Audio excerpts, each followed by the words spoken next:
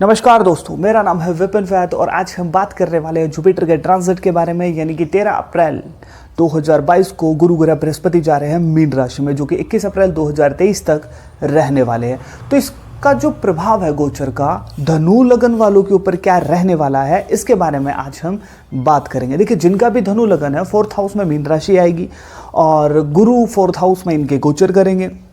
तो 4th जो house है इनकी माता का है। 4th जो हाउस इनकी क्या मतलब 4th जो हाउस होता है वो माँ का ही होता है और प्रॉपर्टी का है, घर का है।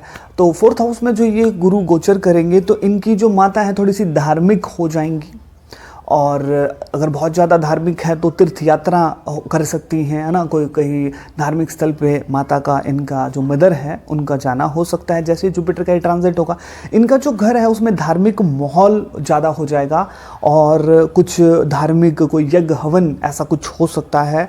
और ये जो गुरु है यहाँ से जो ये 4th हाउस में जो ये गोचर करेंगे गुरु, यहाँ से इनके 8th हाउस को देखेंगे 5वीं दृष्टि से। तो अगर कोई रिसर्च ये कर रहे हैं, PhD कर रहे हैं या फिर कोई टेक्निकल फील्ड में है, अगर आपका धनु लगन है तो आपको बहुत ज़्यादा बेनिफिट होने वाला है जैसे ये जुपिटर का ट्रांजिट होता है। क्योंकि 8वां जो भाव है वो टेक्निकल चीज़ों को भी दर्शाता है।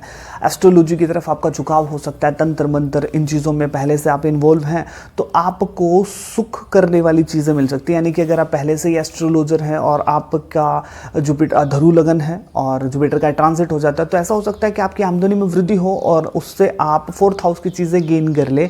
यानी कि गाड़ी ले लें, बाइक ले लें, कोई प्लॉट ले लें या फिर कोई मकान ले लें, है ना, जो आपको सुखी करे। यहाँ से ये गुरु आपके 10th हाउस को भी देखेगा तो आपके पिता के साथ आपकी अगर लड़ाई झगड़े थे तो मधुर संबंध हो सकते हैं और पिता को कहीं ना कहीं गेन होता नजर आएगा। अब 4th हाउस की एक चीज़ हो रहा है कि आप को कुछ चीज़ें ऐसी होंगी कि 4th हाउस की चीज़ों के प्रति आप बहुत ज़्यादा लालायत होंगे। यानी कि आप सोचें कि भैया मेरे को बहुत बड़ी वाली गाड़ी लेनी है, तो ऐसा हो सकता है कि 4th हाउस की चीज़ें आपको मिल सकती हैं, लेकिन आवश्यकता से ज़्यादा अगर आप प्लान बनाते हैं तो उसमें कुछ दिक्कतें सी आ सकती हैं ना। तो ऐसा भी नहीं है कि 4th हाउस में गुरु जो गोचर कर रहा है कि पता नहीं क्या से क्या दिला देगा, ऐसा नहीं है। और मतलब कुछ सी प्रॉब्लम सी खड़ी कर सकता है। अब आवश्यकता से ज़्यादा बड़ा अगर आप सोचेंगे, क्योंकि गुरु यहाँ पे गोचर कर रहा है, आप ललायत रहेंगे, बड़ी बड़ी गाड़ियाँ, बड़ा बड़ा घर हो आपका, लेकिन उन्हें पाने के लिए कुछ प्रॉब्लम फेस आपको करनी पड़ेगी। लेकिन यहाँ से देखिए गुरु आपके 12वें भाव को भी देखेगा। तो अगर आप विदेश यात्रा करना चाहते हैं, क्योंकि देखिए आप इसको ऐसे जोड़कर देख सकते हैं, मैं अक्सर बताता हूँ गुरु जिस भाव में बैठता है उस भाव की चीज़ों को ख़राब करता है।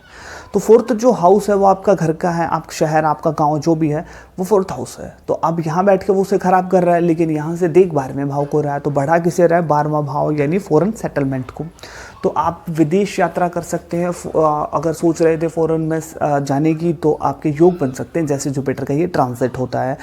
10वें भाव को देख रहा है तो ख़ास तौर पे अगर आप टीचिंग की फील्ड में है, लेक्चरशिप में, तो आपको बहुत ज़्यादा फ़ायदा होगा, आपकी सफलता आपको मिल सकती है। और या फिर गुरु से संबंधित कोई भी अगर आप काम करते हैं, किसी को ज्ञान देते हैं, ज्ञान किसी भी प्रकार का, तब भी आपको फ़ायदा होगा। लेकिन गुरु यहाँ से 10th हाउस को देख रहे हैं तो जॉब में आपको सफलता मिल सकती है, मान सम्मान में कहीं ना कहीं आपको बढ़ोतरी हो सकती है।